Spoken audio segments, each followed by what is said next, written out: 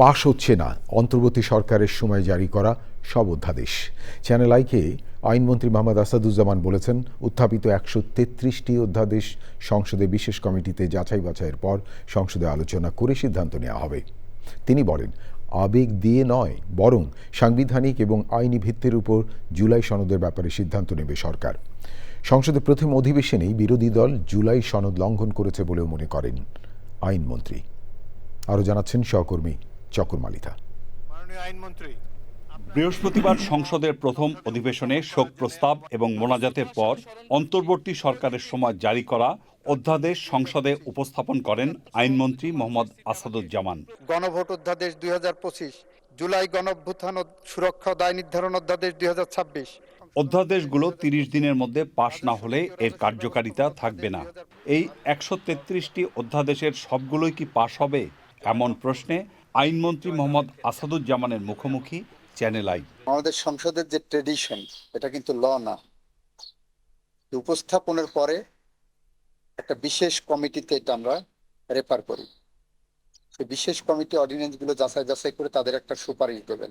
সেই সুপারিশের ভিত্তিতে এটা আবার সংসদে উপস্থাপিত হবে আলোচনার জন্য। তারপরে যে এটা সিদ্ধান্ত হবে। অনেকগুলো আছে পাশ হওয়ার মতো না, অনেকগুলো আছে একটু পরে আরো একটু আলোচনার ভিত্তিতে করা প্রয়োজন। ২০০৭ থেকে ২০০৮ পর্যন্ত ২ বছর সময়ে তৎকালীন অন্তর্বর্তীকালীন সরকার, তত্ত্বাবধায়ক সরকার ১২২টা অর্ডিন্যান্স পাশ করেছিলেন, জারি করেছিলেন। ২০০৯ সালের পার্লামেন্ট এসে ১২২টার মধ্যে ৫৪টাকে বৈধতা দিয়েছিলেন, আর বাকিগুলো দেননি। আমরা হয়তো এত কম রেশিও থাকবে না, বাট সবগুলো যে পাশ করার মতো এটা আমি বলবো না। জুলাই সনদ নিয়েও প্রশ্নের উত্তর দেন মন্ত্রী। জুলাই সনদের ব্যাখ্যা একজনরা ইমোশনালি দিচ্ছেন, আমরা লজিক্যালি দিচ্ছি। এটা পার্লামেন্টে আমরা ডিসকাস করব। ওনাদের যে ব্যাখ্যাটা ইমোশনাল, আমরা বলছি আমরা আইন দেখছি, আইনের মাধ্যমে আমরা যাচাই বাছাই করবো। আমরা তো বলি না যে আমরা জুলাই সনদ মানবো না, বরং জুলাই সনদ মানার জন্য যা যা করণীয় আমরা সেই প্রক্রিয়া ধরেই হাঁটছি। আইনমন্ত্রী বলেন, জুলাই সনদের ব্যাপারে বর্তমান সরকার যথেষ্ট শ্রদ্ধাশীল। জুলাই সনদের একটাই ছিল যে বিরোধী দলকে আমরা ডেপুটি স্পিকার দেবো, ওনারা সেটা নেন। ওনারাই তো প্রথমে জুলাই সনদ লঙ্ঘন করলেন। কালকে পার্লামেন্ট থেকে ওনারা রাষ্ট্রপতির ভাষণ বয়কট করেছেন।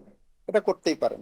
জুলাই যোদ্ধাদের প্রোটেকশনের জন্য অর্ডিন্যান্স জারি হয়েছে, অর্ডিন্যান্সটাকে জারি করেছেন রাষ্ট্রপতি স্বাক্ষরে। তাহলে আপনি ওইটাকে আপিল করতে চাচ্ছেন, এই রাষ্ট্রপতির অ্যাকশনটাকে। আপনি এই রাষ্ট্রপতির কাছে শপথ নিলেন উপদেষ্টা হিসাবে, এই রাষ্ট্রপতির কাছে শপথ নিলেন পুরা উপদেষ্টা পরিষদ। এই উপদেষ্টা পরিষদ ১৩৩টা অর্ডিন্যান্স জারি করে গেলেন, আপনি সেই অর্ডিন্যান্স গুলোকে অ্যাকসেপ্ট করতে চাচ্ছেন। তাহলে আপনি ২ বছর ধরে ১৮ মাস ধরে যে রাষ্ট্রপতির সমস্ত কার্যকলাপে আপনি অংশগ্রহণ করলেন, সাথে থাকলেন, হঠাৎ করে কালকে পার্লামেন্টে যে মনে হলো আপনার এই রাষ্ট্রপতির ভাষণ আপনি শুনবেন না, এইটা যতটা না আইনগত প্রশ্ন, তার থেকেও বেশি নৈতিকতার প্রশ্ন। আপনি কি স্ববিরোধিতা করছেন কিনা সেটা দেখার ব্যাপার।